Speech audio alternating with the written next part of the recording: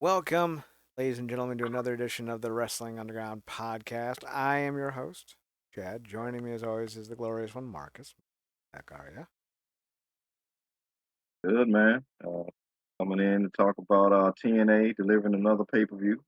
Didn't have a large window from that last show, but we was hoping that some stuff on paper would turn out to be some quality match, and I think we got some out of that. I would describe Rebellion as a mixed bag, and we'll go through it beat by beat. What I will say is, it looks like the numbers for the event were going to be around, if not just under 4,000, which was a huge step up from the 1,400 they had like a month before the event. So I think they sold pretty well, and considering they sold a card on pretty much 2 weeks' notice, I would like to see what they could do with more in Cleveland again. I think they had more people at the Rebellion show than they did in the same venue for the 2011 Impact taping that they had there. And that Impact taping had Hulk Hogan, Sting, sorry, not 2011, 2013. Had Hulk Hogan, Sting, AJ Styles, Bully Ray, Frankie Kazarian, Christopher Daniels, Chris Sabin, Mr. Anderson, knockouts like the Rob Van Dam I think was there at the time. I think Rob Van Dam may have left by then. But like they had a lot of big names at the event, and I still think this Rebellion show ended up selling better in the same town 13 years later. So that's something to keep in mind as we go through this card. This is the best showing in Cleveland TNA has ever had. Significantly better than the other show they had in Ohio a few years back when they went to Columbus when Chris Sabin beat Macklin for the world title. So things are going up for TNA, and that needs to be said mostly because there's a few fans in the community who are raging against TNA for having the audacity to not allow their talent to wrestle AEW stars. This is a nothing burger story.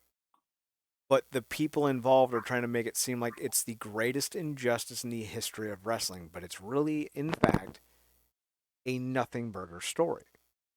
A few shows that were set for the WrestleMania weekend had to be altered because bookers seemed to push the idea of putting TNA against AEW.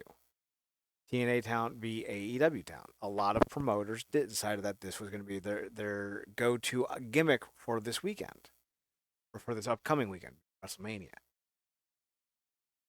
That was short sighted and stupid in a lot of ways because why would you do that? And for whatever reason, it caused Carlos Silva to feel some sort of way. Now, I'm no Carlos Silva defender. I don't have an issue with him pulling talent from indie shows, especially with shows against a competitor in AEW. Whether it was AEW or whether it was WWE, I mean, or whether it was a advertiser, it doesn't matter what the reason was. I don't mind it. And like the idea, like, well, usually when this happens, the owner makes it right. So, with the way some of these people are acting, I would I would be surprised if this wasn't just some coordinated campaign. Now, I'm not some TNA diehard loyalist who can't see that TNA has issues. TNA has a lot of issues. TNA absolutely has a lot of fucking issues. Them not doing business with other promotions because they're working with AEW, I don't think is the great scandal of 2026 that these people are thinking it is. I think a lot of it has to do with clout.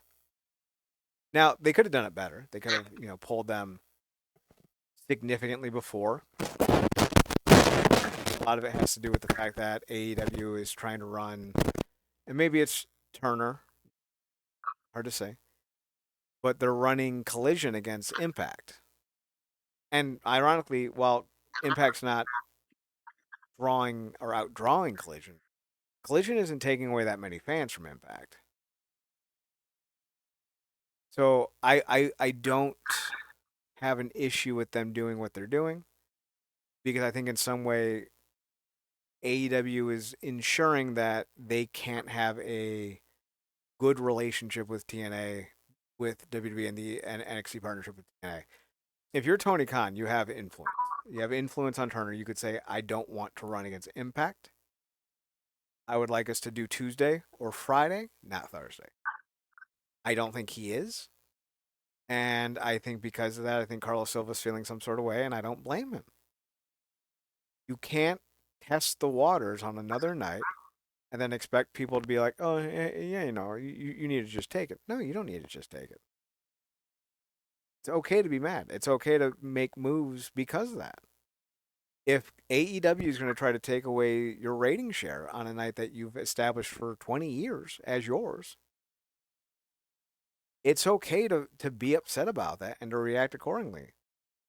I would prefer it not be that way, but AEW has kind of proven with TNA over the last 5 6 years that they're not really worried about what TNA wants or needs, considering they bury TNA talent on their programming. They keep signing TNA talent and burying them. They keep running against them on Thursday nights. So like, there's enough there for Carlos Silva to be like, we're not going to be nice about this. Like, we're done. But because TNA is partnered with AEW and so much of the online wrestling, not AEW, with WWE, and so much of the internet wrestling community can't stand WWE, they hate TNA by proxy. TNA is not making all the best decisions. TNA's product is not the best it could be. These are not things that we're unaware of. But it does feel like there's this campaign that's being orchestrated by AEW and AEW talents to blow a minor inconvenience in some great grand scandal that really isn't. People get pulled from shows all the time, especially third party shows. It's not a big fucking deal. This is why you have standbys. Marcus, But have you? Chad, I didn't get we didn't get our dream matches we wanted. And we have to listen to Will Ospreay. Listen, you fucking spot on. Until Will Ospreay and Kenny Omega, less Kenny Omega because he was pretty judicious. He's like, listen, I wish this wasn't the case, but this is the case. Until some of these guys like Will Ospreay and MJF start going, hey, maybe we shouldn't be employing people like Don Callis and being friends with Marty Skrull and Kenny Omega. He brought him on board, but that pedophile out of Florida, what's his name, Raisin, something or other. He had him at Fighter Fest 2019, I think. Chasing Rants, that's what it was, Chasing Rants. So like, until you start like getting rid of the people who are actually problematic, maybe you shut the fuck up and stay in your lane because you got Don Callis on your fucking roster. Like, I don't want to fucking hear anyone talk about, well, maybe TNA should do this differently. Maybe you shouldn't have sex pests on your fucking roster. I don't know. Maybe you shouldn't have Excalibur on your roster. Who had zero qualms about dropping the hard RN word in PWG programming for cheap heat. I mean, maybe we don't do that. I'm just saying, guys. Maybe. If this is the worst thing TNA does all year, I think we're okay. I think we're okay. Hmm. We'll get through this together.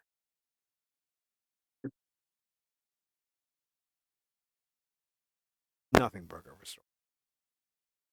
That said, Marcus, I don't know if you'll agree with this. I don't feel like Rebellion was the best showing TNA could have had. Do you think with the time in which they gave themselves to put it on, coming off of Sacrifice, and what ultimately got displayed by the end of the night, do you think it was better than forecasted? It was certainly better than it was forecasted to be. I would also say this is going to sound like an oxymoronic statement. It was also worse than it was forecasted to be. Mm, The matches I did not have much faith in over delivered. The matches that I had a mm, lot of faith in under delivered. Save for maybe Cedric Leon, I thought that was just a banger. yeah. But the matches I thought would be the strength of the card ended up being some of the bigger issues I had with the card. And yet all the other matches that I didn't really give that much stock to ended up being a lot of fun. So that's why I think it both over and under delivered. Gotcha. Do you think they tried to replace the quality of sentiment with some certain matches with moments? No, no, I just think they're bad at booking Yeah, well, when it boils down to it. they stay consistent. Yeah, they're consistently bad. We're gonna skip most of the pre-show. BDE had a pretty fun match with Ryan Nemeth. If I remember correctly, I think Ryan Nemeth got the win. Um, BDE has really grown on me. I think he's really evolving into a hell of a hand. He's only like Mhm. 2 or 3 years into this, and he comes from I think he's being trained by Sammy Callahan and a few others like Ace Austin, I think. So like he's got some pretty good talent around him. And while I would never in my life put Ryan Nemeth in the world title scene, I do think there's a place at the bottom of the card for the kind of gimmick and heel that he is. I think he's a solid enough hand. He's never going to be a superstar in the company, but I think he's in a great position. And I think going forward, him being the introductory guy for other stars to make their way to the company, I think that's the way to go.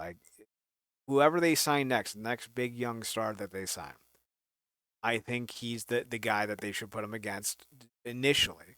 So like Ricky Sosa, I know they're building up to doing something with him, Eric Young. Before you get to the pay per view match, I would put him in there with Ryan Nemeth. Ryan Nemeth doesn't need to win. Ryan Nemeth is good enough to make Ricky Sosa look good. Plus, you get a kind of a litmus test because if you have a good match against Ryan Nemeth, that bodes very well for you as a wrestler.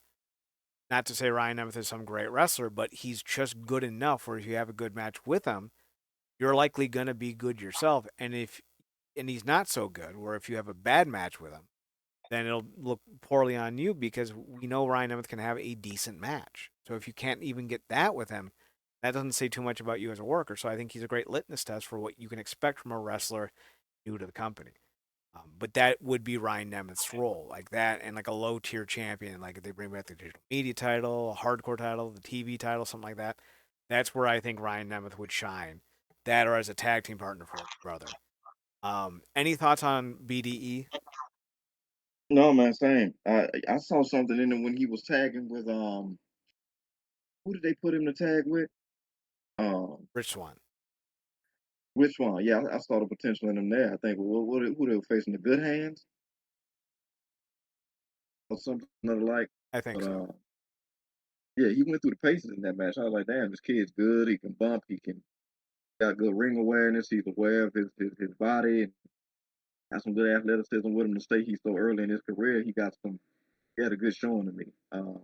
Hopefully, uh, sticks with the company. I think they pacing him well. Um, obviously, I think over time it probably be healthy for him to put on some size if possible.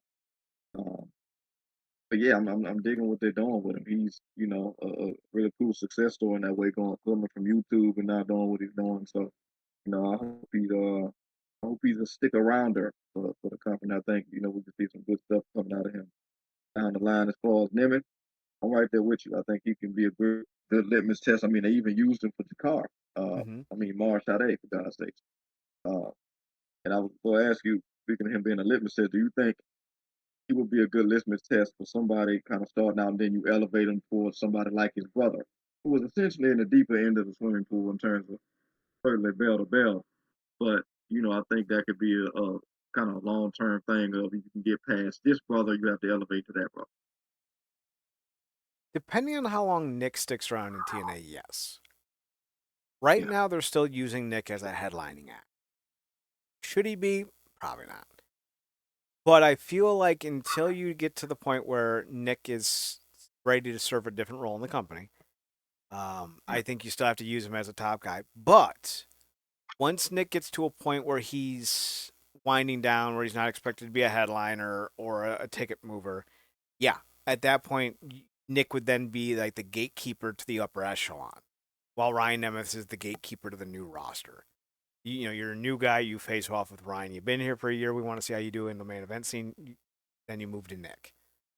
I think that would be the perfect situation for both brothers long term. yeah. And I think it could see a lot of guys truly elevate themselves up the roster, so to speak. Uh, we go to the opening match. We get the announcement, by the way, that EC3 has re-signed with the company. We get the first match though of the show. It's Cedric of the System versus Leon Slater for the X Division title. Hell of a match, banger, Banger. banger. I feel like Cedric, and this is an issue I think Leon's gonna have to deal with once the cool hotness label fades. These are both guys who are fun to watch, but lack a lot of unique charisma and unique character. They need to find that next step to go up the ladder. I feel like with Cedric, we know what he is. We know who he is. He's not going to be like his tag team partner from back in the day, Caprice Coleman on the mic. We know Cedric's not that guy. We know he can't capture and entertain with just his auditory skills. Cedric is best when he's in the ring and he's, just unleashed. Just go do your Uh-huh. thing, bump and grind like a 90s hip hop song. Leon Slater's the same way. I I know there's like people like we should put the world title on Leon Slater. Leon Slater doesn't have a character. He doesn't have a gimmick. He doesn't have a big grandiose personality, and you need to be a great big grandiose personality to draw tickets. And I feel like right now Leon Slater's great for wrestling fans. But when you're trying to attract non-wrestling fans, new wrestling fans, I feel like you need a bigger personality. So I think he's in the proper place that he needs to be. And this match showcased what the proper showcase could be for both guys when they're given the opportunity to just be what they are, which in this case is probably the company's two best workers, aside from maybe Mike Santana. So like they put on a masterclass of why these guys have contracts, why they are such respected stars in the industry, and why so many people want to work with them and have them work for them. Beautiful match. Slater gets the win, shockingly retains. It does seem like they're building up to a pretty big moment with Slater eclipsing who the hell was it? Moose? Moose ended up having the longest reigning X Division title reign. What I, was it, Aries? oh, it was Aries. You're right. I think it was Aries. So they wanna have Leon Slater surpass Aries, which will probably end up happening relatively soon. What do you think of the opener? Oh man, look, we talked about this, going into the show. So check out our preview if you haven't. Yeah, I mean these two, we know what it is. Cedric has always been able to be one of the ones that can go get in the ring and just go. And Slater has come along to show himself in that same rank. X Division is the founding pillar of the company, and they always, just because they kick off the show doesn't take away from the quality that's expected.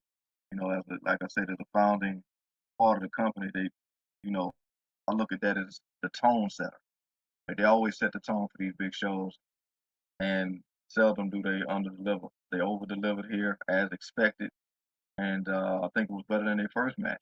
If I recollect correctly, but I thought they really went out here and just showed improved, like the way the match went, like the way it came down to a close call there for a second, and with the foot on the leg. I love a good near fall with the foot getting on the leg, with the leg getting on the rope just in time. Love that. And yeah, yeah. Um, I see nothing wrong even with the run that he had years ago. I see nothing wrong with wanting to kind of push Aries to the side for some new fresh good blood like Leon Slater. So Austin Aries had a gimmick that they were hoping he would run with, and I thought he did pretty well with. It was Austin Starr. He had kind of like a beret and was more flamboyant, kind of like who the hell was I can't remember. It was kind of like Graham, Billy Graham, Superstar Billy Graham, and he was doing great with it. He really was. But for whatever reason, they decided that this was someone that he didn't want to do the gimmick, so he ended up leaving in part because of it. I feel like if you sat down Leon and found a way to embrace like an Austin Star and like a new Hardy Boy and sat him down and be like, we've come up with this amalgamation. What do you think? I think you could then elevate Leon Slater to a real world championship contender, but it's kind of one of those things for um, you look at Joe Hendry, right? You look at Mike Santana, you look at Joe Hendry, you look at Leon Slater. There's a graph, so to speak, and there's a line. On the left end, Leon Slater, the best of the three in the ring. On the other end, Joe Hendry, the best on the mic of the three. And then in the middle, you have Mike Santana, the best of both worlds. Not the best wrestler or the best mic, but he's certainly the best um, at both compared to the two. There's a reason why Joe Hendry's going to main event shows and Leon Slater's not, because Joe Hendry is genuinely entertaining on the mic and he's good enough in the ring, while Leon Slater's great in the ring, but lacks the personality outside of it. If you can convince him to alter his style a little bit outside the ring, um, become a little bit more verbose and a little bit more intense with his look. Like think about Bray Wyatt. Like Bray Wyatt was the shittiest wrestler I've ever seen in a main level, but fans loved him because he was a character. Danhausen. Okay. If we're going out of tens, Danhausen's a five wrestler. Like he's good enough to main event an indie show with 200 people. He's good enough to wrestle in a tag team match on Raw, but he's never gonna be dropping a 5-star classic. But he's so damn entertaining and has such a unique personality that alone sells. Macho Man Randy Savage, one of the best wrestlers of the 80s, and he was more popular in the 90s, even though he was a worse worker because his knees were shot. But he worked as well as he did in the 90s because fans still loved him because his personality was so bombastic, they couldn't help but gravitate to him. Leon Slater has got to find a way to have that kind of bombastic mentality if you want him out of the X Division. Otherwise, he's on a career trajectory to be closer to Cedric Alexander in terms of like what you can expect out of him long term, or Ricochet, or Speedball. Great wrestlers who will be known for their athleticism and their dynamic talent, but will never be seen as headliners. Want to change the narrative around Leon not being a Everybody, headliner? That's how everybody. you do it. Yeah, I mean, it's, Macho Man still get quoted to this day. Danhausen has such a unique character. It's almost too perfectly um, kind of dialed in for WWE to mess up. Mm-hmm. I'll say that leaving room because more than anything else, they've shown the ability to really be able to run anything into the wall and kill it. But for now, they're they're using them correctly. How long that lasts yet to be seen. But Leon, yeah, like you said, eventually over time they're gonna have to tweak something else specifically if they want to elevate him um, out of the X Division to something else. I mentioned areas before, and while like his subsequent reign, the X Division Championship kind of just felt like means to an end, mostly the end of getting the option C, which he introduced. Uh, but for me, he probably had one of my, if not my favorite, post maybe the Daniel Styles Joe era of the X Division. Probably my favorite X Division, the World Champion run that I saw. Um, but yeah, like I said, with everything that kind of subsequently happened, particularly his last run, um, which kind of just sticks out to me with the whole John Morrison situation of Johnny Impact. I can understand why they kind of want to get the bad taste of that out the way and put the young man um, in their place. But yeah, to your point, they got to tweak some things, and hopefully they do. I mean, look how much they've invested in tweaking little stuff about Macklin, and obviously we have a couple names on this show who themselves have gone into a different direction, which we'll get to. Yeah, Macklin, I think, is a case in point of what happens when you give a guy enough time to develop his own style. And I would Yeah, just like to see Slater, kind of get to that level too. Though I do think it's hilarious. One of the guys that were upset with how TNA was doing their third parties was in fact Aries. He's like, yeah, when I was there in 2007, I had to quit because they wanted me early at a show, and I already had an obligation. And I'm like, well, no, it was 2005 because that was when him and Strong got fired. And I'm like, you took a show late notice, told them about it, and then you showed up, late when they told you to come early because of the weather conditions, and they were justified in doing so. So like, fucking Aries, man. And yet, still, somehow, if Aries came back, I'd be like, oh, all right, let's just see what happens. Yeah, so she came back as Austin started. I pick it up. Frank Kazarian took on Elijah. This was fine. I like Elijah. I like Frankie. I don't need to see Frankie Kazarian wrestle as a single star anymore. We've had 3 years of this now. Frankie's not that guy. I'm glad he got his world title win. It felt unnecessary and forced. I feel like we need to be doing a better job getting Elijah set because if Santana does leave in the summer, they're going to need to pivot real hard to someone who's sticking around, and Elijah looks to be pretty happy in TNA, or at the very least has no other options. And listen, that is also acceptable. So I think Elijah might be the next face in line to win the belt, unless they decide to do something with either Macklin as a heel, Eddie as a heel. I doubt they would put Ricky Sosa in the title scene that fast. I think that would be wild, and I don't know if they want to go back to Moose anytime soon. So I feel like The Elijah main might, title scene yeah, in the world title for scene. So Sosa. I, I, Yeah. I, I don't think they would do that so fast. So I feel like if Santana does leave, you would need to have someone like Elijah or Mustafa to be ready to take the belt if Santana does leave. I think they Uh, would be the better options as opposed to shoehorning Sosa into the main event scene come October.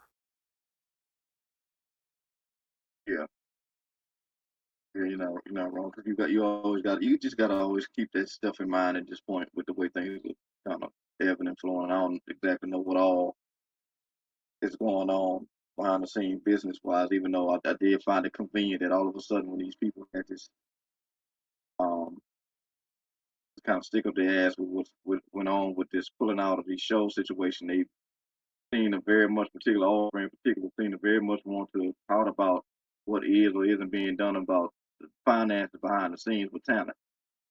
Um, but yeah, I was gonna ask you in light of not needing to see Frankie on singles anymore. To you, which was more of a lifetime achievement award? Daniels becoming RH World Heavyweight Champion or Taz becoming TNA World Champion? That's a good question because that could have two different answers. As far as it being more of a thank you for your service, here's your belt, shut the fuck up, Daniels winning the ROH World title scene. Because nobody watched it. I loved Christopher Daniels, nobody fucking watched it. As opposed to which one has more meaning as a lifetime achievement award and which one was more meaningful, I would say Kazarian because he was a champion heading into the debut of on AMC. Now, granted, it's arguably the worst show I've ever seen as far as Impact's goes. Yeah, But he was still the world champion during the end of their Access run, during the start of their AMC run, and I think that matters more and is more impressive than giving someone a world title run in a company that didn't even have television outside of syndication. So, and I think yeah, Kazarian I was know. better at when he won the belt than Daniels was when he won the belt, personally. Yeah, yeah, in the ring definitely. And real quick about Elias, because I'm with you on that. Would you? How many more, if any, feuds would you give Elias before you put him directly in title contention? I would so to answer that question, I'm gonna have to ignore how you asked it. The number of feuds he needs to be in is irrelevant. It would come down Yeah, to the number of feuds you need to bridge the gap. How long would you have to wait before you put the belt on Elias? Are you thinking of putting the belt on Elijah in October? Well, then maybe you do one more feud. Are you thinking about doing it at the start of 2027? Then maybe you do two more feuds. He does not need any more feuds to be ready for the world title scene. The Gotcha. world title scene just needs to be dictated when you're going to make the change, and whenever you know how long it's going to take to make the change, that's when you would then determine how many more feuds you would have. I wouldn't mind seeing him go for the international title with Mustafa. I wouldn't mind seeing him feuding with Steve Macklin. And part of me thinks that you have a heel take the belt off of Santana. Like, let's say Santana's gone. I don't think that's a wild thing to suggest, considering TNA's history with talents resignings. It's like watching the Yeah, Cleveland Guardians of pro wrestling. When they do it, it's shocking, but when they don't do it, it's expected. Let's say Macklin's yeah, NXT bound. Not Macklin, Santana's NXT bound. Then I would probably have either Macklin or Eddie or even Mustafa take the belt at Slammiversary. Have Santana put somebody over on the way out in July. Maybe have them lose. Like, let's say Ali wins the belt in. Then I would have Santana put Ali over in July and send him off, or have him finish his thing with Macklin in July and send him off. And then I would build up to, let's just say we're going with Ali. Then I would build up to Elijah versus Ali at Bound for Glory. And I think that might be their best and easiest feud to build to, because Elijah's got that everyman wanderer, seat of his pants, bootstraps got kind of guy, and Ali is that very put together, suit wearing, manifesto writing, uh, zealot. It's got it feels like, now listen, we're talking about the crumbs off the stars of such wrestlers, not full on 1-to-1, but the crumbs of which. But it has the crumbs of Dusty and Rick, that everyman versus the hoity-toity '80s Republican, right? The how do you do financial Wall Street bro of the 1980s, the cokehead versus the beer drinking everyman. It's not as intense. It's not the same. It's not as well respected or as era defining or generational, but it has the dust of it has the bones of. And I feel like if you're looking for the easy way to go to Bound for Glory in terms of just characters that naturally fit together in a rivalry, it's Ali and it's Elijah. And if Ali's going into Bound for Glory as a double champion, that could add a lot of intrigue into this, especially if he has to wrestle twice at Bound for Glory. So yeah. that's where I would go with Elijah. I would build him up for Bound for Glory against Ali. Yeah, and I'm glad you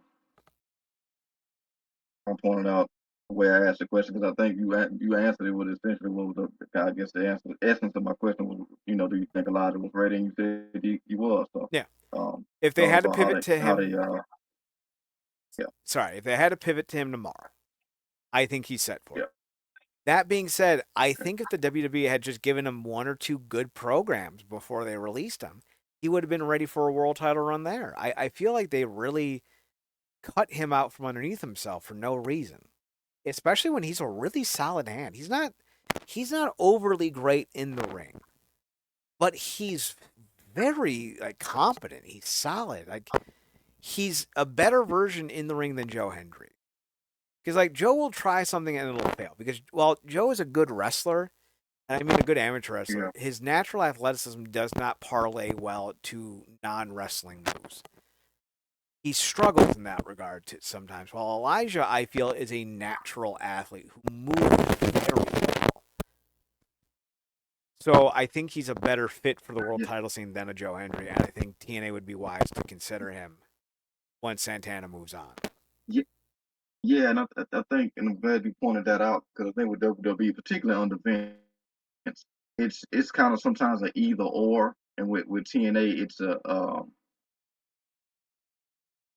like an and this Mm-hmm. and like with WWE, if you do a thing, they'll pigeonhole you to that thing, and depending on what it is, it'll disqualify you from ever being a world champion, or they'll let it elevate you. I guess, but case in point, comparison and contrast, they wouldn't see Elijah as a world champion because they'll just have him come out there with the guitar, do concerts, this, that, and the third, do what he did with Kevin Owens, playing his own twin brother or something and switching out and pretending like it's not the same person. Right. But Jay with the Yeet stuff, that elevated him to the world championship. Whereas in TNA, they see the totality with Elias and kind of using his musical things to elevate him or to keep him entertaining while he elevates up the card. Like Hmm. it's a kind of either or thing with WWE. And if you don't do something, if you do a thing that's entertaining, like with Danhausen, he's not he's not sniffing the world title. He'll sniff around it, he'll talk about it, but he's very much the E part of WWE right now. Hmm. Whereas somebody like, I don't know,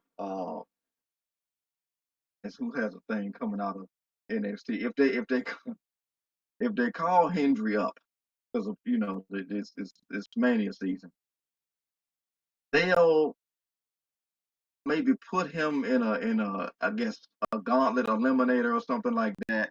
But they won't see it for Hendry like that. I think the only way Hendry would have kind of be a world champion is in a TNA or like an NXT, because even though it's touted as a third brand, it's low stakes. Hmm. It's low stakes, so it's like yeah, it's kind of either or this that and third. I'm just glad that Elias is in TNA because I don't think he get that opportunity elsewhere. I don't think it would either. Moose versus Special Agent Zero was a solid outing. Special Agent Zero is a pretty good hand. He's a hell of a hand.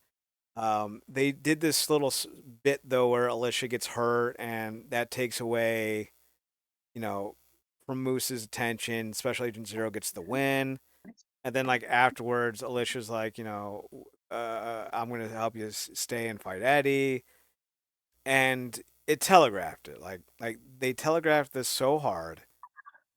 This whole match Yeah. was to set up the main event, and it was painfully Mhm. obvious what they were gonna do. So I don't think there's anything more to say about that. Um, the 6 woman tag match was pretty good. It was the Elegance brand versus Taryn Terrell, Mickey James, and ODB in a hardcore country match. I thought the women really brought it for this one. I don't think it was anything overly special, nor do I think that this is one of those kind of situations where they made a monumental impact on their legacies with this match. I don't think this match proved that any one person was better or worse than we thought they were, nor do I think this will be a match of the year contender. But I thought for the fact that it has 3 women who are 40 and older, a fourth woman who is nearly 40 and is coming off of some type of debilitating either physical condition, mental condition, neurological condition, autoimmune condition. We don't really know yet. And two, for lack of better terms, babies. Like both Heather and M by Elegance are like 4 years in the industry at best. Considering the wild gravity of every single aspect of this match, wrestlers who are on the downside of their careers, wrestlers who are coming back from career-ending issues, and 2 youngsters. I thought this was perfectly acceptable. I thought it was an entertaining match, and I thought everyone looked better leaving the match than they did going into it. And that's all you can ask for.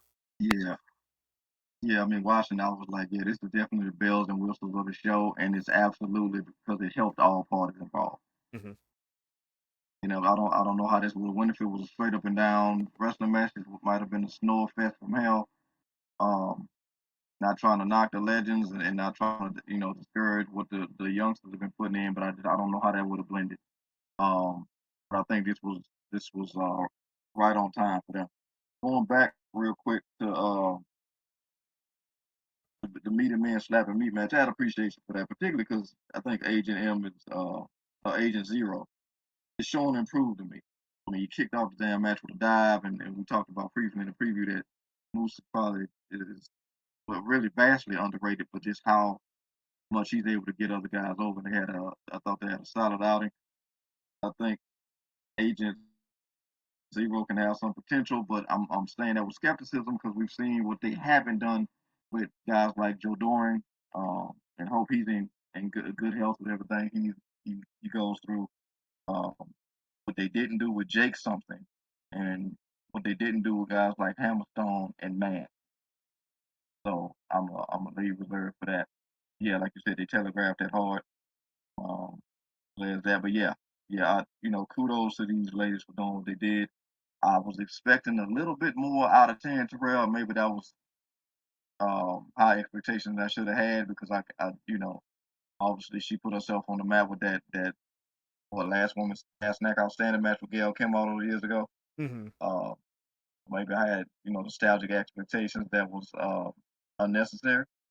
But yeah, they did what they needed to do, and like we talked about it on the preview, it kind of came off like one of those things where they didn't necessarily need to win, and this is going to clearly be an ongoing thing. And hopefully these ladies stick around for a minute. So this was fine. Why they didn't get the win, I think TNA fans got to win after the fact. And after the fact, we got the announcement that ODB will in fact be entering the TNA Hall of Fame. She was very choked up to begin with, and then she kind of remembered who she was. It'll be a very interesting night, and I wonder if she'll have a match on the show because that seems to be an idea that they like to go with. What I will say, even though she's Mickey James was the star of the match in terms of name, ODB was the star after the fact as a future Hall of Famer now. Taryn Terrell looks to be returning to the ring, maybe not full time, but she's opened up a wrestling shop on Pro Wrestling Tees, and there's scuttlebutt that she's going to be looking for more dates in and around the wrestling industry going forward. So there might be more opportunity to see Taryn Terrell on TNA television going forward, and I think that's a good thing because I think Taryn Terrell, she's a very dynamic competitor in the sense that she's not afraid to get hurt. She's a stunt woman, or at least was for a long time. So I think that gives you a very unique option for her as a competitor and what you think you can do with her and what you think you can do uh, with others around her. So I'm hoping she sticks around in TNA for a bit. I think she's got a lot left to offer. Same. Moving on to next, I think it's AJ Francis and Nick Nemeth. This was fine. Bernie Kosar, the former Cleveland Browns great quarterback, gets a big pop. Uh, Casey Navarro makes his return to the company after tearing his ACL and essentially helps Nick Nemeth get the win. This was fine. It was better than I expected it to be. And watching Bernie Kosar hit AJ Francis with a chair was delightful. And I would love to see more of that in life. It was a perfectly fine match for the hometown crowd. But, Marcus, Yeah. I don't know how much you know about Cleveland Browns history or Cleveland sports in general.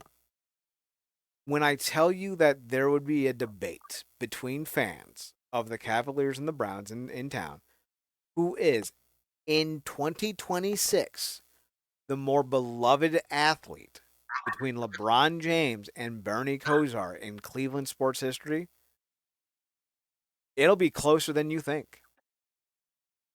It really would be. Bernie Kosar to Cleveland fans is what Babe Ruth is to Yankee fans, what Troy Aikman is to Cowboy fans, what Drew Brees is to Saints fans. So getting Kosar was a big get, even though Kosar's in his mid 60s. Quick question: was he the Kobe for the Browns in terms of loyalty? Yes, in a lot of ways. So he came up in college through the Miami Hurricanes, and he entered the supplemental draft, and I forget what year, it may have been like 83, 84, what have you, I don't remember. And he was from Cleveland, and he entered the supplemental draft because he thought there was a good chance that Cleveland would draft him, and they did. And then he played lights out for them. He was one of the 10 best quarterbacks of the 80s.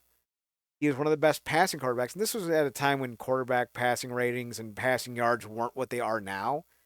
But at the time, Bernie Kosar was seen as one of the best passers in the likes of John Elway and Dan Marino.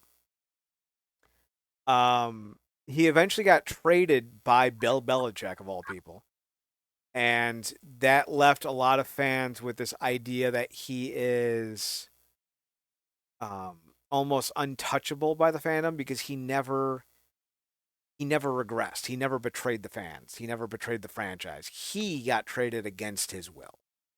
And so he'll always be a martyr in Cleveland in a way that LeBron James can't claim. So I think there's something there that gives him that step up. He didn't ask to leave, he was forced out. And he always loved Cleveland. And it's why he'll rank higher than Jim Thome, than LeBron, than a few others in the eyes of fans for a while. So like this was a great get, and I know if you're not from Cleveland, you don't get it. But considering how important he was, like he was announced and the ticket sales jumped. So like they clearly knew what this match was for. They knew who it was for, and I think they nailed it. I really do. The match itself was just fun. Yeah, I think they. Yeah, it was fun. It was look. I think AJ Francis works perfectly in these situations. I think sometimes people can forget that Nick Nimitz is from Cleveland. So this was an all inclusive type of deal. Really glad that the celebrity of it all fully worked. I don't know where you would. I mean, you would have a better recollection of this than I am in terms of like ranking, like how perfectly a celebrity was synergized with the show that they brought in. It's I would imagine this ranks fairly high It uh, does. It for does. TNA. In So terms of it, that's in good. terms of its efficacy, if you're Yeah, looking for drawing, like 4 million viewers on Netflix, no, Bernie Kosar is not moving. In terms of moving 1,000 tickets in Cleveland and then putting on a showcase for the Cleveland fans in a live setting that's designed specifically for the city of Cleveland, yes, it worked perfectly. good stuff. Good stuff. So glad that happened. Glad for the crowd there. The crowd was fully into it. Uh, Kudos to this crowd over, on this show. Period. And it was good to see Casey Navarro back. I'm gonna be glad to see him get into the mix and everything.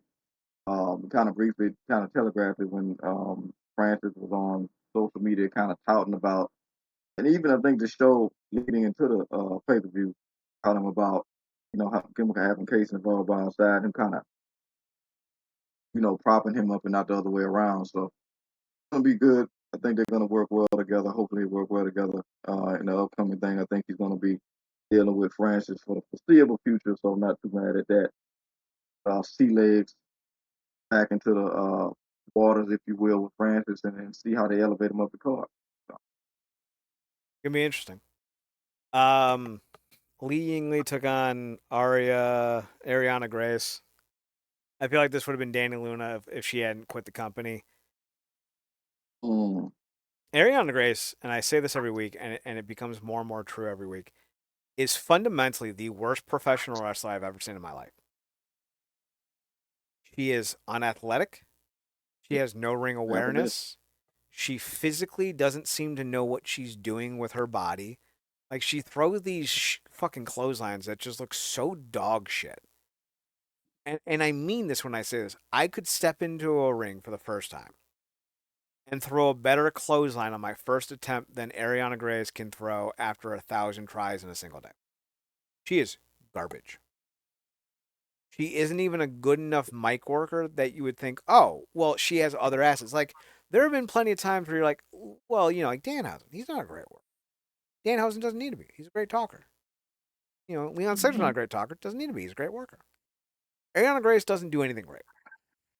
She looks nice, but hmm this isn't 1997 when that'll get you a starring role on a television show anymore in pro wrestling. You got to bring more to the yeah, table. And she's not even like a great significant other because her boyfriend is garbage. Listen, I'm sure as human beings, Ariana Grace and Ricky Stacks are decent, hmm kind, loving people. They take care of puppies. They save buildings from fires. They kiss hands. They shake babies. They do all the things you're supposed. They go 35 and a 35. They tip at Starbucks. They always know what they want as soon as they pull up to the McDonald's drive-through order. But as far as talent goes, they aren't. Yeah, yeah. Too. That piggyback off my brother here. Call them Tuesdays and Thursdays. Trash. Um, yeah, it's just it's not good. We never relegate women here solely on their looks, but that's essentially what's working. If you know if that's working, I mean, she will work better as a valet, but then we'd be saying she valeted, like you said, her boyfriend, and he stopped. Like I said, these are the people who don't even really get booked consistently on NXT. Um, and essentially, and like we said, ain't got nothing against this young lady. Sure, she's a fine person and whatnot, but every day longer she every day she holds that knockout title, it loses its prestige. Um, and this is on top of us talking about what we talked about on the preview show, and it's funny that I alluded to it. It ended up happening because this was the last thing you wanted to happen with the turn that they did. So we'll talk about that here in a second. What I'll say is this: Ariana Grace hasn't won on WWE television in 2 years. What are we doing? Match ends because Zaya Brookside turned heel on Lee Yingli, and everyone's like, "Why Zaya?" And I'm just like, WHYXIA question mark, and I'm asking why Zaya, WHY comma XIA question mark. I'm asking why do we have actually I think that might have been the inverse that I was trying to say. But like everyone is asking Zaya why, I'm asking why are we dealing with Zaya? She's a Zaya is so mediocre in wrestling as a wrestler. I don't see why TNA is giving her the ample opportunities that they continue to do so when you could instead be investing what you're paying her in younger talent who haven't had a break yet, who don't have a ceiling as obvious as Brookside. Brookside is never going to be so good in the ring that you put the belt on her. Like if Jordan Grace couldn't cut a decent promo, and she can, she still would have been who she was because she wrestles so well. Same with Deanna Prazo. Rosemary doesn't need to wrestle that well anymore. She's one of the best characters in wrestling history. When you can be truly great at something, you'll find success. If you can be truly bad at anything, you'll be memed. But if you're so bad you're boring, you'll just be forgotten. And I feel like Zaya Brookside is just that boring. She's fine. She is structurally sound as a wrestler. She is uninspiring on the mic. Her look is generic.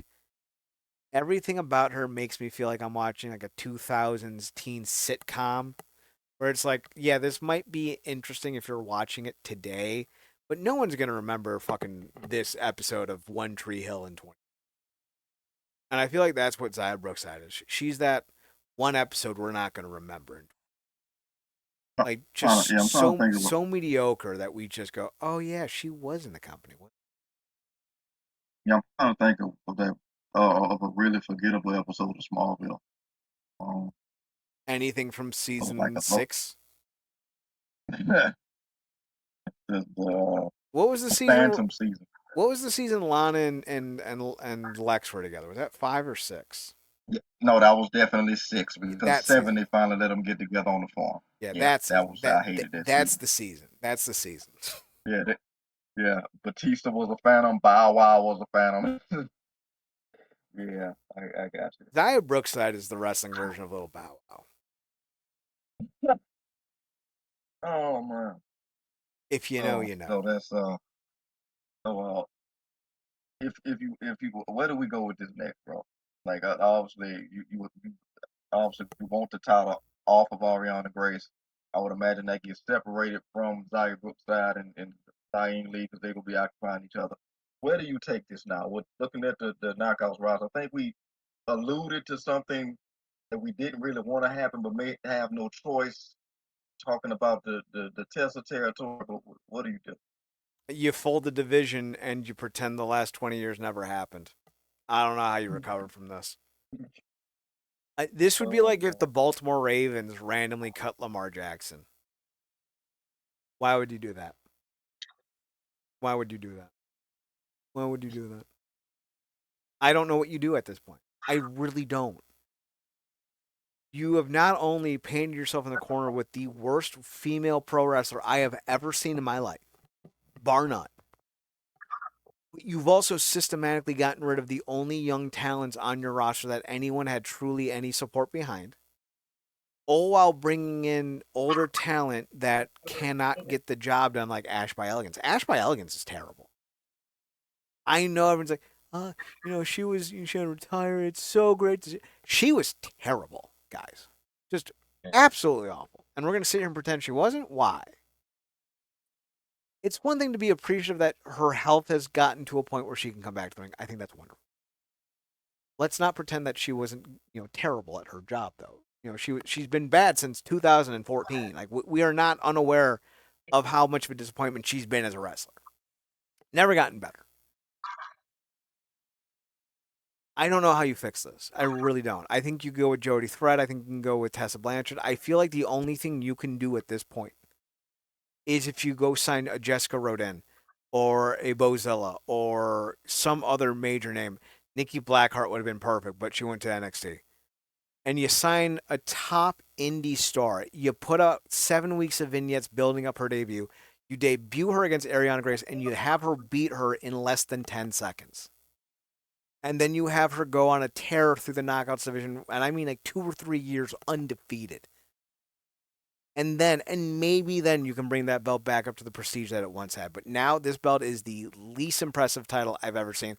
The tag titles for the knockouts division are more relevant and pertinent to the development and growth of a talent in the women's side of this roster than the actual women's world title. That is how bad she is. And I don't know how you fix that in 6 months. and you If you always liable Rosemary. Yeah. You could, but That's, even then, like Rosemary isn't. Rosemary is physically at the point in her career where she should be doing tag matches. yeah. She's 42. She's been through 10 years of. I'm just thinking of her TNA matches of monsters, balls, hardcore matches. Mm-hmm. She's doing the indie scene as well, and she spent good 10 years before she was in TNA doing the same kind of shit in the indies for a tenth of the price. Her body is fucked. At 42, like, you are what you are. And she's Yeah. in pretty good shape for being 42. Like she can still move pretty well. She's still a decent hand, but there's a reason why they use her the way they do. So yeah, you could put the belt on Rosemary, and you can probably get 3 to 5 months out of Rosemary as a champion to chase. But the goal would still be to find someone who can step up and take the belt off of Rosemary or Ariana or whoever and raise the prestige of the belt, because when it was between Jordan and Deanna, the belt had not had as much prestige then as it did prior to any other moment in time besides maybe Awesome Kong and Gail Kim. Yep. Kong and Kim, and then Parazzo and Grace, to a lesser degree but still an impressive degree, have been the two most advantageous times to be around that belt, because that was when that belt felt the most impactful. And I feel Yeah. like we're at an all-time low. Yeah. It's weird, man. We're talking about it. It's almost like Monster never existed. Yeah. Um. That's crazy. Which kind of almost it really just folds into your point about fold it all. Just damn Norman Osborn come on and go back to formula. Yeah, it sucks. There's potential there, man, but just not enough to right now. Like you said, you need a name to kind of come in and shake things up. But all the names are, trying to get rise through the ranks of developmental Mm-hmm. uh, degree. So I don't know what happened. I don't know if somebody from AEW kind of gets tired of where they are and comes back, or what. They're going to need something. And they're going to need more than just one person, because the Knockouts division is as bad as it's ever been. We get the return of EC3 Crowd doesn't really pop at first, but then they get really into him as he beats up Eric Young, as he cuts his promo. I think by the end of the segment, the crowd is a lot more on EC3's side. I think the reason why you got what they got was because the TNA fans that are watching today did not watch 12 years ago when EC3 was on the rise. If they were watching any sort of time ago and they were watching EC3, they were watching him on Raw when he completely flamed out because of WWE's poor booking. Dave Meltzer ripped into EC3 and he's like, he's not a good wrestler. He's not over. Fans didn't like him. And I'm like, fans love him. Like he's one of the best promos in wrestling history, and he's a good enough hand that he can put together a good match. Whatever happened to him with John Moxley on Raw wasn't because of EC3; it was because of bad booking. And I don't think we're gonna have that issue in TNA. I'm super stoked for EC3, but like with what we said with Rosemary, EC3's a little bit broken down. His knees and his shoulders and his back have given him issues over the last few years. Thankfully, in TNA, he won't have to work that hard that often, and he'll be able to recuperate, rejuvenate, and heal. But he's not going to be what he was 12 years ago, and I think that's important to remember it. It's been 12 years since he debuted in this company. It's actually been 13, 12 and a half. He debuted in October of 2013. But, I think he's still good enough to be an asset, and I think his promo skills will still get enough people in the door. I don't know if you put the belt on him, maybe in a pinch, but also I don't think you need to at this point. I think what he'd be Yeah. best at is if you find someone you can pair him with to run for the tag belts. Mm, What do you think about EC3 that'll be return? Are you excited about it? it's cool. Um, I dig it because the last time he came back, I was not at all into. Like I said, it almost felt like he, almost ruined Moose's. But that was his first championship title reign as Yeah, world champion. yeah, because he was the TNA Um, World Champion. yeah, and I was going to ask you coming off that, how much do you think that stint he had with that almost company that I guess kind of but didn't happen? How much do you think that kind of hurt him career wise? Significantly. I think it significantly hurt him. From what I understand, TNA was interested in bringing him in full time, but I don't think EC3 was that interested in coming in. And I know for a fact that he was making decent money with the NWA and that the NWA wanted to re sign him. And he said no. So even though he wasn't on the same profile as what he was, 10 years prior, I do know for a fact that the NWA was very interested in retaining EC3 and that they had big plans for him. So for him to end up in TNA is kind of an under the radar huge acquisition because other promotions saw a lot of value in him and he ended up in TNA. I think he can still give you a solid TV match every week. Yeah, I'm not, he's not going to pull an Okada or Omega out of nowhere. That's not who he is. Not what he's been about. But he can deliver a good enough match in the ring, get people on his side, where people will be excited about seeing him wrestle, for 10, 12 minutes a night. So yeah, I think this is a good signing, and I don't know why anyone is going to be poo pooing it. yeah, and it kind of goes along like you said. Look at they bringing back some of the OGs knockouts. So this was I think a pleasant surprise. I think EY is perfectly placed for these type of situations. One thing that kind of nodded my head, maybe I'll lend your knowledge on this. I thought he was wearing uh, a, a significant amount of kinesio tape. Those are tats Those are that tats. he was rocking. He's been getting a lot of tattoos since he left the WWE. Yeah, I was trying to figure out, kind of to a point what they were, because I'm like, I don't know what that symbol is or means. But maybe that's kind of the point not supposed to. It's a personal thing. But interesting tattoos to say the least. Good to see the guy back. Good to see the guy back in East proper, EC3 form proper. And yeah, I don't see this as a bad thing. We've been talking about they need names. Obviously, we would like some very fresh face, fresh bodies. like the Ricky Sosas of them all. But we'll take what we can get, and this is a good get. And I think this is a good way to him to get some of his mojo back. I In that agree. regard.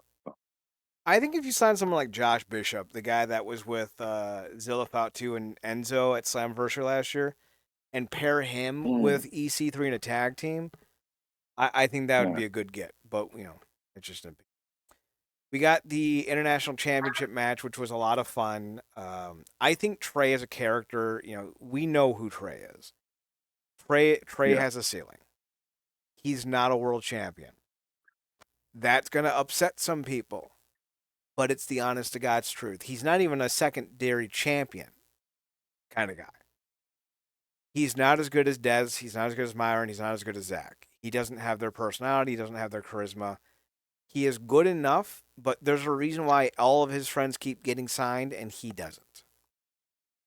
That being said, he had a banger of a match with Mustafa. mhm, And I feel like this was one of those matches that really showcased that while Trey isn't as good as his rascal brethren, he himself still has a lot of value. yeah, And I think this match showed you how much value he has. But his value is going to be of like a Dean Malenko circa 1999, a guy that you can put in with title match, a guy you can put in against up and comers, a guy that you can put in with people who aren't the best in the ring and get a good match out of him. But not a guy that's going to move the merch, sell the tickets, or get the ratings. Mustafa gets the win, and I think it was the right move. I think Mustafa is destined to make the international championship more than what it's been. He had a agreed. he had a pretty decent X Division run, if I remember correctly. Didn't he win the belt? Mhm. Who did he drop the belt to? Was it Trey that he Oh dropped the belt to? God, We'd have to go see. that would be Oh, that would be. Do you feel like this was the right move as I look this up? absolutely. And we kind of called it. I mean, Mustafa's, like you said, we called it, I appreciate the fact that you kind of allowed him to grow on you. That's testament to the work that he, put in for so long to order for a situation. I think order for has been one of the most consistent things on the show that knows whoever writing it can depend on. And yeah, I mean, first of all, both of these guys in fantastic shape. Praise bulked up. Um, just good with the tats in the mask and all that good stuff. I've always appreciated him in the ring. Like you said, even with the lack of character, like you said, we know who he is, we know what he brings. He can go in that ring, move for the same, and they went out there and put on a banger as expected. And apparently, even I think if you remember that spot he did, I think he did a meteor on the step. He did, and he messed his Apparently, he knees up. busted his knee. Yeah, yeah. So God bless him with that. Unfortunate. Things that come with the craft, man. But they absolutely went out there and killed it. I think Mustafa, as you said, is the right person to put that international championship on. Talk about somebody with his descent, is what he brings in general. I think he's already switched the color of the title belt. So that's gonna be interesting. It'll be interesting to see, like you said, he wants to apparently defend it internationally, which I was looking forward to seeing. I just think this was a good move. In order for needed this win, you They know. did. So They did. uh so it was good stuff and Trey's not done, so yeah, but they definitely put on a bank. It was Mike Bailey who beat him for the. Ah yeah. Okay. That takes us to. Uh, oh, we got an interesting segment with James Mitchell and Abyss, where basically Yeah. James Mitchell apologized to Abyss for all the years of abuse, and Abyss basically told him that he'll always love him. It was a nice final send off for Abyss. Yeah. I like this was Full circle goodbye. unexpected. Yeah, it was nice. It was unexpected, and it was a nice little moment on the show. Yeah. Yeah, what's interesting? It felt like maybe this is just me. Like it felt like the men talking behind the characters to each other. Mm-hmm. A deal, because obviously we know, those Parkins, working in WWE, unfortunately, under fucking Bruce Pritchard of all people alongside every people want to levy that. But I'm glad with, you know, of all the positive, we kind of have to find ourselves digging out of this partnership that we got this out of it. Um, I thought this was really cool. And honestly, that Decay storyline is one of the longest run stories amidst all the regime changes that's been kind of consistent. And I'm glad that with this, we're really getting a full circle thing. We saw Crazy Steve. Um, I don't think we've seen Havoc. Um, but the original three, um, it was really cool to see that back. And I don't know where they're going with this with Rosemary. Hopefully something properly climactic for her. But it was really cool to see Steve again giving the bitch that proper send off for closing things with James Mitchell, because that's a long history, man. You talking about going all the way back to the days when essentially he was the best big man in the industry at the time, Mm-hmm. you know. So yeah, like I said, it was really cool to see. It really felt like those men talking behind those characters to each other, saying one last goodbye, and it was a really cool way to do it. So kudos to them for closing that loop. It was real nice. I enjoyed it. Yeah, Then we get the tag team title match: the Hardys versus the System, Bear Bronson and Brian Myers. They get the win over the Hardys. On one hand, I like it because Brian Myers trained Bronson, and Bronson I think has a lot of upside in TNA. Where if you change up his look a little bit, and not like his like coat and mask, I mean like the slinglet and black jeans of it. If you give him a look that feels more in line with the Bear mentality and like the look that he has in all his promo shots, and you give him an in ring look that works as well as his promo shots, he's a world champion. He's got a natural charisma, a violent streak. He's believable. He's sharp in the ring. He's unique. He could be a real world champion if you just tone up his look a little bit. So like him and Brian Myers winning is a cute little story.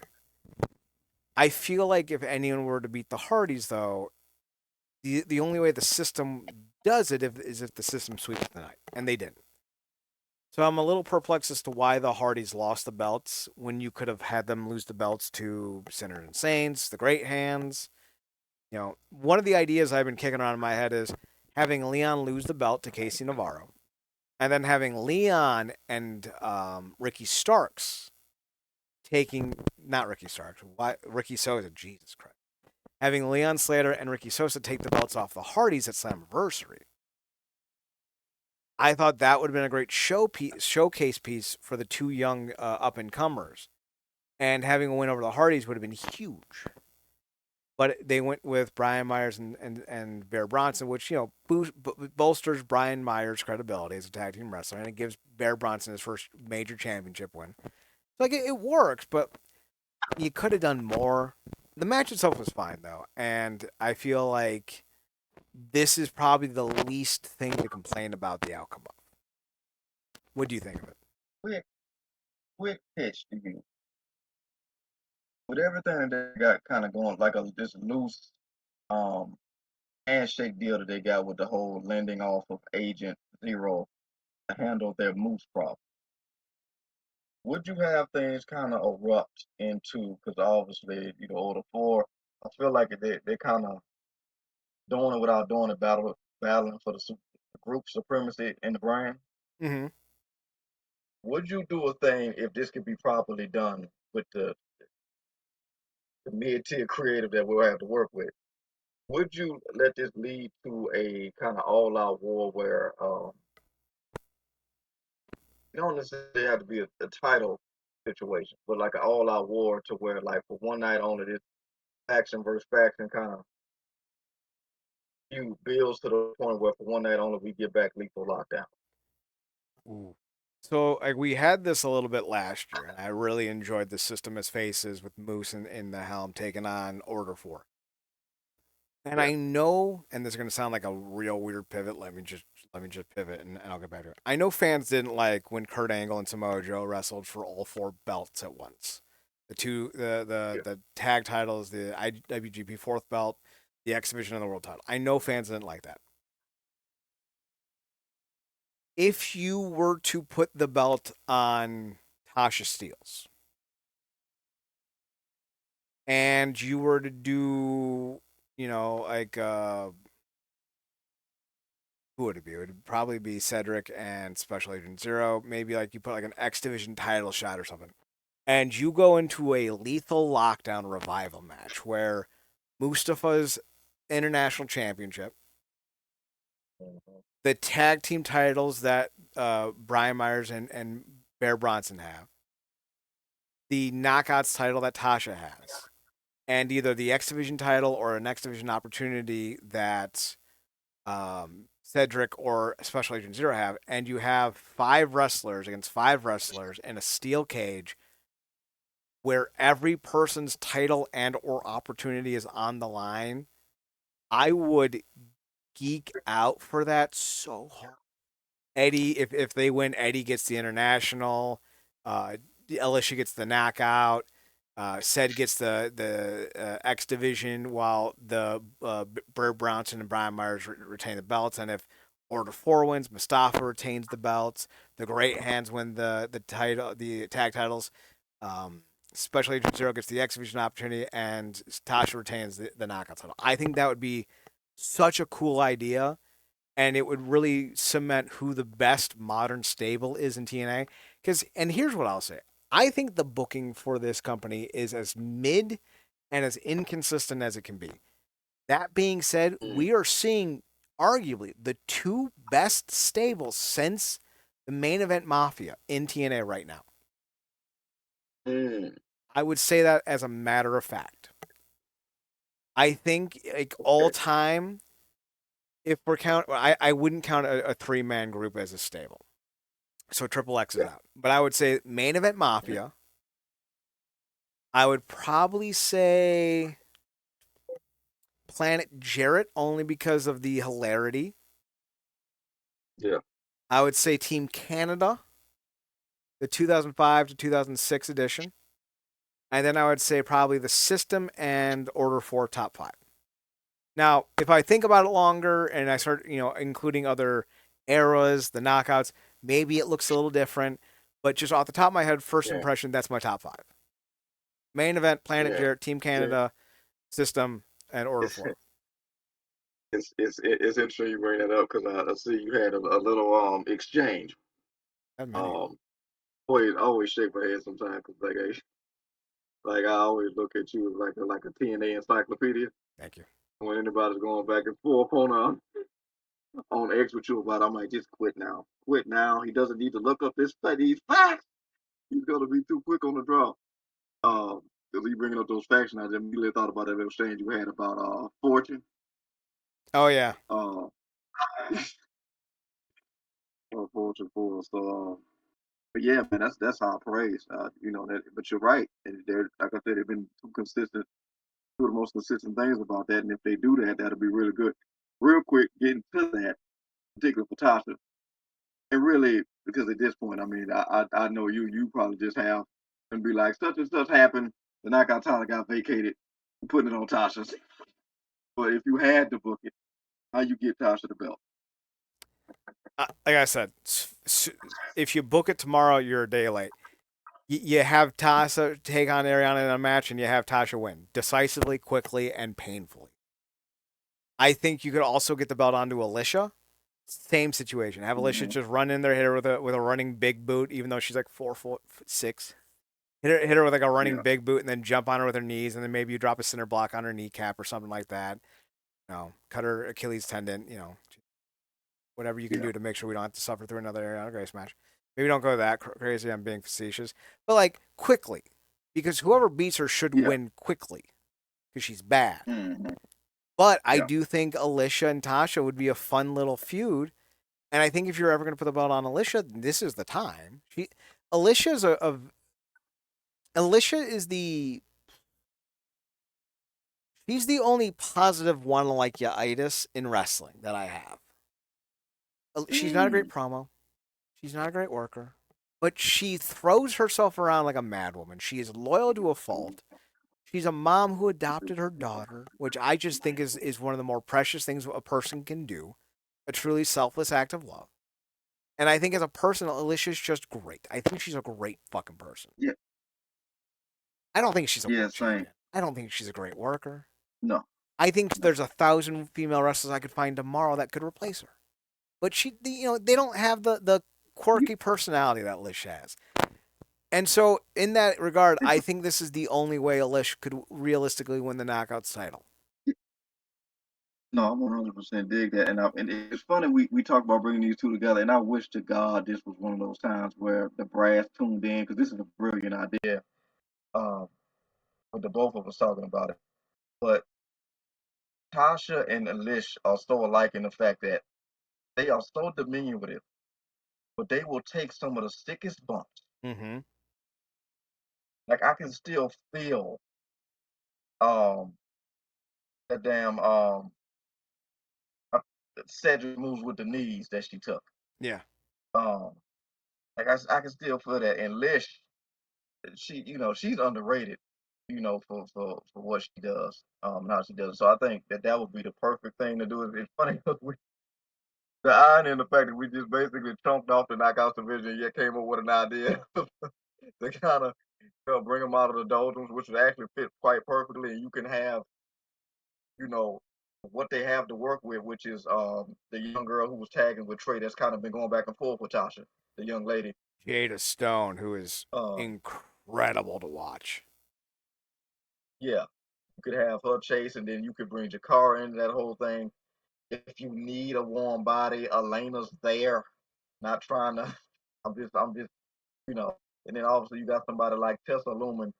So I think, yeah, we really just chunked off the division and then really just booked it Mm-hmm. uh, for the next few months.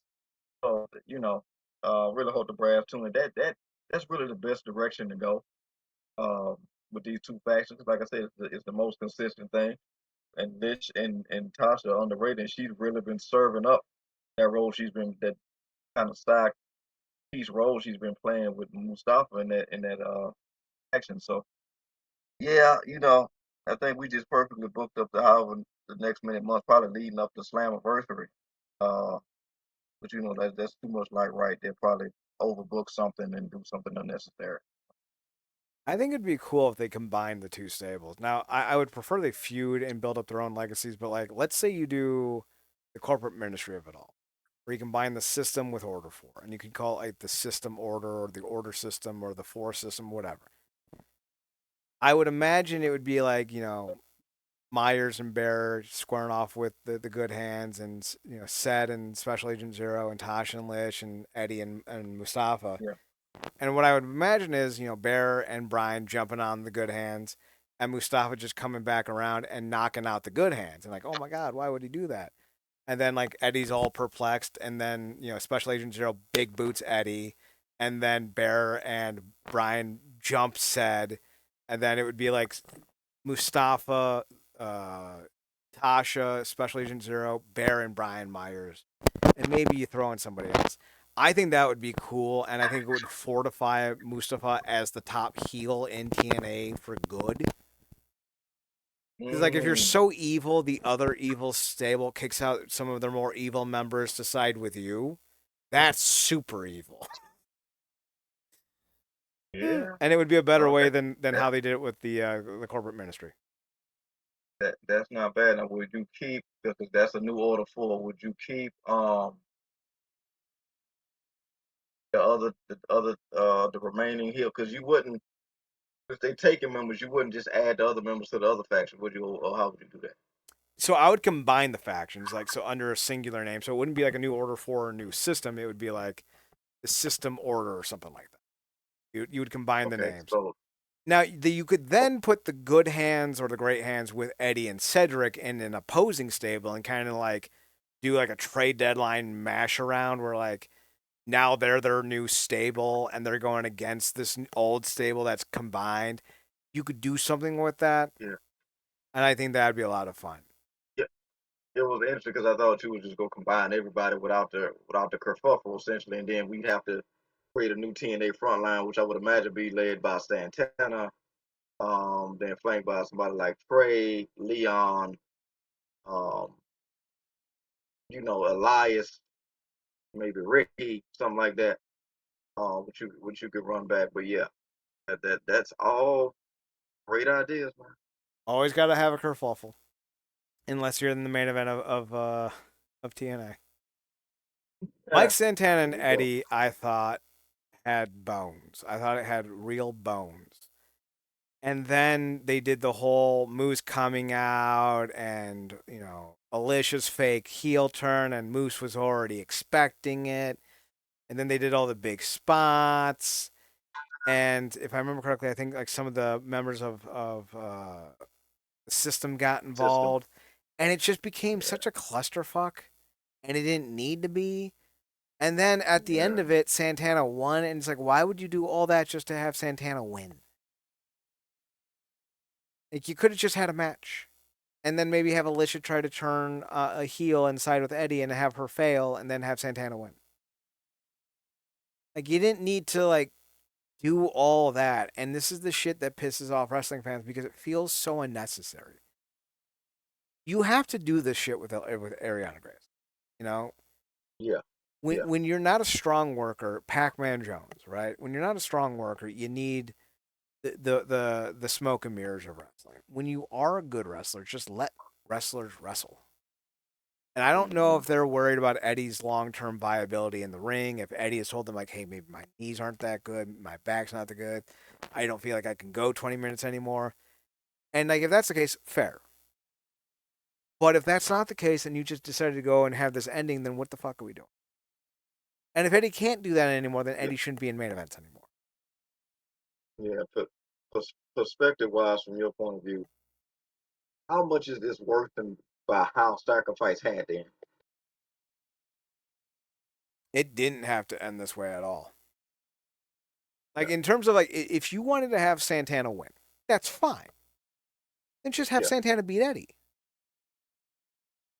Don't go through, like, the 37 steps and then the fake out with Alicia and then the fake out with Moose and then the run-ins and all the big stupid kickouts and all the nonsense. You didn't need to go through all that. Could have just had it ended.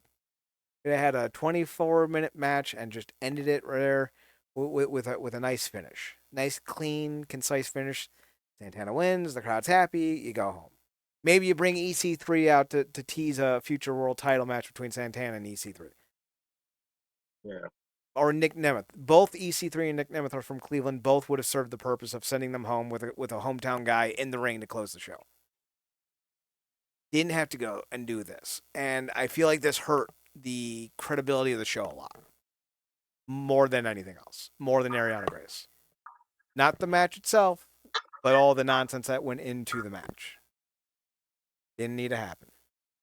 So, yeah. any final thoughts on the main event? Yeah, just everything you said, man. This just kind of, and it sucks because they just have such an extensive history at unnecessarily overbooking their main events, and it's weird because it's been in every regime. It's weird, like it's like a company mandate that just won't die. Um, like how all those years ago, it felt like anybody that signed to the company either got a title that night or the very next time they was in a match, it was for a world title and they won. Weird thing. Um, But yeah, it wasn't this. I'm happy Santana retained, especially with his daughter and all that. But yeah, it was just overbooked out. Hell, the Alicia thing, like you said, you can see it from a mile. Like I said on the preview show, the history between her and her husband going separate ways. They always end up on the same road. She always beats him on the same road eventually. But could have handled that. Could have went down a different way, particularly the way, like you said, kind of line up potential challenges, and you still got um Macklin in the win, Mm-hmm. which is unfinished business with Santana too. So it's like you could have went those ways. You didn't do it. We'll see on these upcoming tapings how it goes. But like you said, it kind of left a sour, unnecessary sour taste, particularly with how they had the end sacrifice, and they brought that together in a good way. And that was looked upon more fondly because of the professionalism by that great referee. Mm-hmm. But yeah, if you had to get us to grave, because this is really big, big big pay per views. What do you I'd you give give it? it I'd give it a C. There was enough on this show that I don't regret watching it, but there's not enough on this show that I would say it's recommended. And like that's kind of how I view it. Yeah. Like a C is I'll watch it. A B is I'll recommend it. Hmm. An A is I'll rewatch it. And I don't feel like Yeah. I don't feel like we can get out of a C. I feel like if you want to watch it one time, that's fair. I don't think you need to. I don't think there's any one match on this card that is a match of the year. I don't think there's one moment on this card that is a segment of the year. Now, if Right. EC3 comes out, have a few bangers, wins the world title, and helps set up TNA for a successful second half of the year, we can reevaluate this. The show is great overall, but unless that happens, I feel like this is a strong, solid middle C. What about you? Yeah, let's C plus for me. I appreciate, like I said, that exhibition and that the big man and international really delivered for me. I thought they did good by your home crowd. Um, Shout out to the Cleveland fans. They were not dead No, during this show. we're not. They were not dead. Shout out to the Cleveland faithful. And the ODB Hall of Fame again. You know, TNA continues to have one of the most credible Hall of Fame. You. Um, that they haven't missed yet with a pick, and they were spot on here with this. Um, so I'm happy about that, and really happy for ODB. And like I said, the way that they closed out brought that full circle situation with Abyss and everything dealing with Decay and him and James Mitchell. I really thoroughly enjoyed that. I almost kind of found myself getting mildly emotional because it kind of took me back through everything, not only with some of the old Abyss stuff, but certainly with the Decay of it all. So yeah, that kind of upped it for me. That's what with all those things kind of added the plus for me. Fair enough. Darby Allen is the official AEW World's Heavyweight Champion. That happened tonight Oh on wow. Dynamite. I I won't. This is going to take 30 seconds, and then we're going to call it a night. I'm fine with Darby Allen being the AEW World's Champion. I'm fine with the way they did it. My only complaint is you spent 4 weeks talking about how Kenny Omega is the god of pro wrestling and MJF is the devil of pro wrestling. And this is my biggest gripe with AEW. You set up this very intriguing, very colorful, very unique dichotomy between MJF and Omega. I don't feel like they properly looked into it. I don't feel like they properly executed it. I don't feel like they really embraced the dynamic of the tagline that they were going for. I feel like they used it as a third party tacked on idea halfway through. They're like, oh yeah, this is a good idea, and they really steered into it instead of making it the core crux of a months long feud that went from say March to June, and instead it's going to be a footnote in both of their respective careers, and then you pivot dramatically to Darby Allen. I think the term whiplash applies really well to watching the AEW product. One of the things that I think WWE did very well is they let their feuds and their moments breathe. While AEW, I think, is kind of like a crackhead on ecstasy with a lot of caffeine, Mm. where it's go go go go go, and there's never any stop, breathe, appreciate, value, refortify, shift. It's just go go go Yeah, straight straight straight. that's such a great way to describe it, and it's why it's a good way of making your fans think your product is better than it is, Yeah, particularly in comparison to what is not happening over yonder in WWE. Um, because I just thought about it like the way you described it, because they just this week, like on back to back days, they did a triple feature of the Blade movies. right. Those. Uh, great, just beautiful stuff. Like hearing you describe that, it's like they got this they need to fix with their serum, but they won't give themselves enough time to kind of acclimate to it, and then burn out of it like Blade would do. He burned, you get a new serum and then he burned it up. He built a tolerance to it. He Mm-hmm. won't allow they won't allow the audience to get the tolerance to it and just keep switching it and switching it and switching it. And because it's a new kick, the audience is like, this is. But the Darby Allin of it all is like you said, it's cool, but is random as hell, particularly like you said in the midst of this God and devil storyline. And to be frank, even with everything he's gone through, there's a lot of people on that roster that can dog walk that kid. Yeah. That have dog walk that kid. I mean, it's damn near its own story how many times Claudio's tried to kill him. And it's I don't know, man. It's gonna be interesting seeing what they do with that. I did not see that coming. I've not checked out the show. But that is a hell of a thing. Are you looking forward to real quick? Are you looking forward to any result coming out of this weekend for Mania? No. No. Before everyone goes, oh, you hate AEW, so clearly you're a WWE fan. I don't give a fuck about it. They have done such a shit ass job building up for this show. Everyone's like, listen, they're gonna have like 80 combined thousand people for 2 nights. Cool. They had 145,000 combined people the last 3 years. That's not an accomplishment. You're gonna have 40,000 people, and the headlining act for night 2 of WrestleMania is gonna be the Zebros from Zootopia 2. CM Punk and Roman Reigns, the Zebros. Are we fucking kidding ourselves? Two fucking over the hill ex athletes, one who can't cut a promo, the other one who's not allowed to. They have had such a slap ass fucking feud. Randy Orton hasn't been able to work a goddamn match in 15 years, and we're still pretending that he's some kind of great talent when all he's ever been is a one move fucking wonder. And Cody goddamn Rhodes, who's one Instagram post away from telling Donald Trump that he really admires him. That's your fucking second headliner? I don't even know who the goddamn women are feuding against because they've done such a shit ass job keeping them fucking organized. The tag team titles don't fucking matter. The women's tag team titles don't fucking matter. The Intercontinental title is going to be a shit show with like 16 people going for one belt. I don't even know who's going to be in the U.S. title match, but it's probably going to be a 1-for-1 for the Intercontinental title because they got to do everything the same goddamn way across every goddamn division they have. If the women have 2 matches, the men need to have 2 matches, and the women need to have the same title belts as the men, and then all 4 divisions need to have the same goddamn match type, or it's not equal. And it's like, Jesus fucking Christ, I don't need all this goddamn nonsense. It's okay to simplify. You don't need 2 nights of WrestleMania. One will do. Well, we don't like it being 9 hours. Then don't put 12 fucking matches on the card. Keep it to 8. It should be the best of the best of the best. It shouldn't just be everyone. If you want to put everyone in a single match, cool. Do a battle royal with 40 people. That'll be 1 match. And then you got 7 others you can book out. Do that.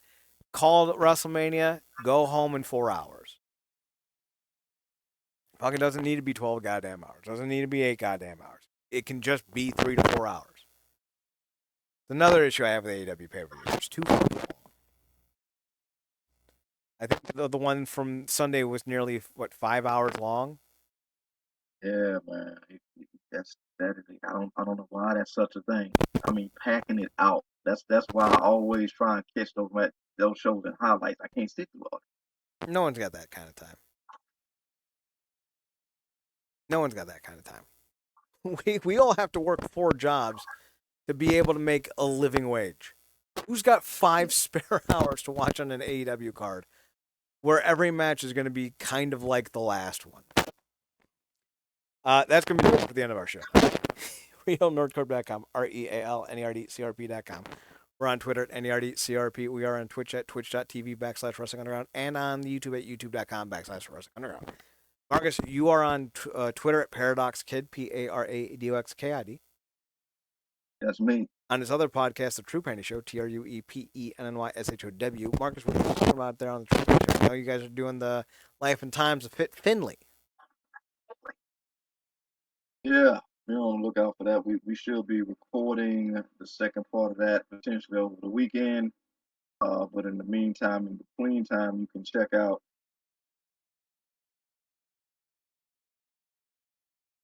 Cut out there for a minute. You can check out Secure Genesis review on the tab. So we probably pretty much keep up with New Japan pretty regularly. I won't be on that show, but check it out. But like I said, Secure Genesis review got a lot of stuff going on in New Japan. I've kind of been on this excursion, but I try to loosely keep up with it. So check that out. Like I said, be on the lookout for that part two, Fit Finley. You can also find me on Twitter, Chad Nerdcorp, CHEDNERDCRP, and on the Instagram at Chad's Photo at CHADSPHOTOHUT. Next week, stabbing that never was. We do a deep dive on the Mads Kruger stabbing incident, or not stabbing incident, and the reactions and the fallout of that. And it's gonna be fucking hilarious. So like doing it. That'll be up probably next Wednesday night, next Thursday morning, depending on how we record things. But for Marcus, I'm Chad. Thanks for tuning in. Thanks for giving us a chance. Thanks for I don't fucking remember. Thanks for tuning in. Thanks for giving us a chance. Thanks for watching. And all that jazz. Marcus, what was the? Been doing the outro for like a decade. Don't forget to watch more wrestling. Yeah, that was in there somewhere. Some point.